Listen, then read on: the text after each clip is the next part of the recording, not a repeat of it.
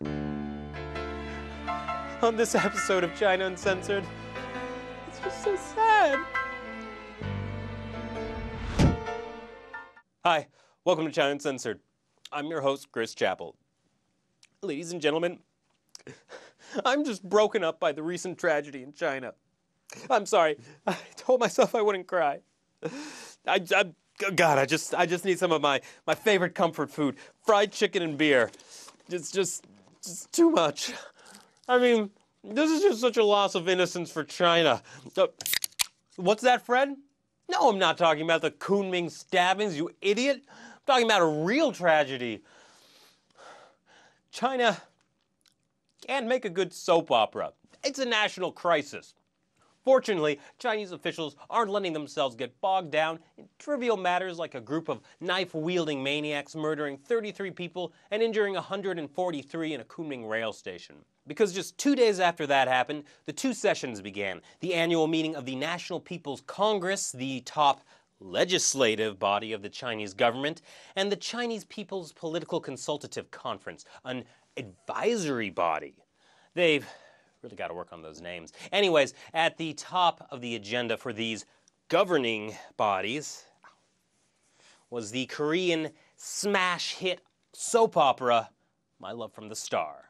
The show has become an international phenomenon, and delegates at the two sessions from the entertainment industry spent a whole morning wailing about why China can't come up with a successful soap opera like Korea. I mean, doesn't that make them all look like idiots?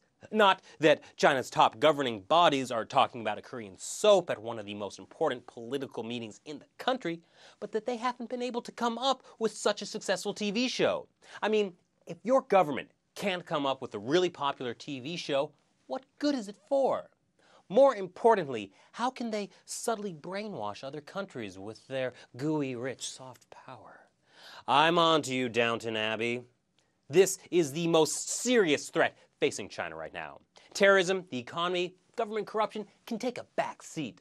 My Love from the Star is about an alien who was stranded in Korea 400 years ago. In the modern day, he meets an obnoxious, spoiled pop star and, well, let's just say they become two star-crossed lovers.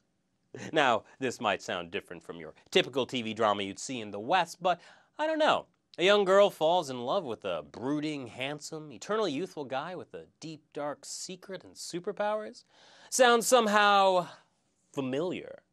Now, maybe some of you watching don't have a mind for politics and can't see why a popular Korean drama would be such a clear and present danger that it requires the attention of the highest echelons of power in the Chinese legislative advisory body to discuss it. Well, you see, this show is really, really popular. It got 2.5 billion views in China alone. There's a potentially lethal bird flu spreading around, and the show still sparked a fried chicken and beer craze, because that's the main female character's favorite food. In just a matter of weeks, popular microblogging site Sina Weibo had 3.7 million posts on fried chicken and beer. Now, China used to be the cultural epicenter for all of Asia, some could argue even the world, but now they can't even make a soap opera to compete against Korea. As one official said, it's more than just a Korean soap opera. It hurts our culture's dignity. Clothes worn by the female lead sold like scallion hotcakes. If China had a sitcom that popular, that could be Chinese clothes selling out. Instant noodles from Korea's Nongshim brand appeared in one scene, and sales skyrocketed. That could be Chinese noodles everyone's eating. A pregnant woman almost had a miscarriage from binge watching and eating too much fried chicken and beer. Well, I guess China already has something for that. Following the two sessions, a string of editorials in state-run media appeared analyzing what it was about My Love from the Star that made the show so successful. And they figured it out. It was Yu Zheng, a Chinese TV drama scriptwriter, that observed My Love from the Star has a good combination of outdoor and indoor scenes. That's it! That's the key to creating a world-class Chinese soap opera. Some scenes need to be indoors, but they can't all be. Some have to be outdoors. They nailed it!